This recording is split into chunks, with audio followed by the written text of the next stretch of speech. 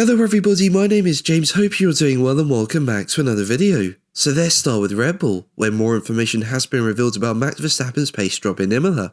Now for 90% of the race, it looked like Red Bull had the race comfortably, with Verstappen pulling away at the start from Lando Norris and building up a 6-second gap. Even in the second stint when they switched to hards, Verstappen stayed comfortably ahead, while it looked like Norris would do second to Charles Leclerc as Ferrari picked up the pace.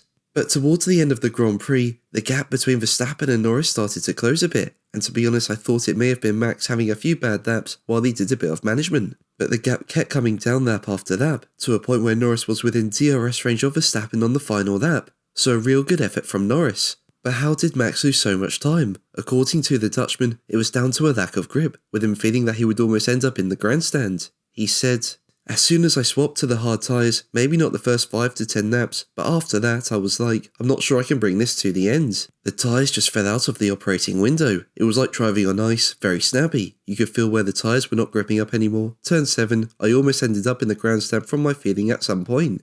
Now while the race was mostly boring, those last few laps were very exciting indeed, but Max kept it together to bring it home first. And I wouldn't have expected that when you look at practice. I mean, Red Bull was seriously struggling for pace. But Max did a good job, although it was a really bad weekend for his teammate Sergio Perez. I mean, he qualified P11, and in the race, he ends up going off into the gravel. He did end up finishing 8th, but overall it wasn't a great performance. And speaking about it, Perez said, "This track is not made for Formula 1 in terms of races. When we qualified P11, our weekend was over."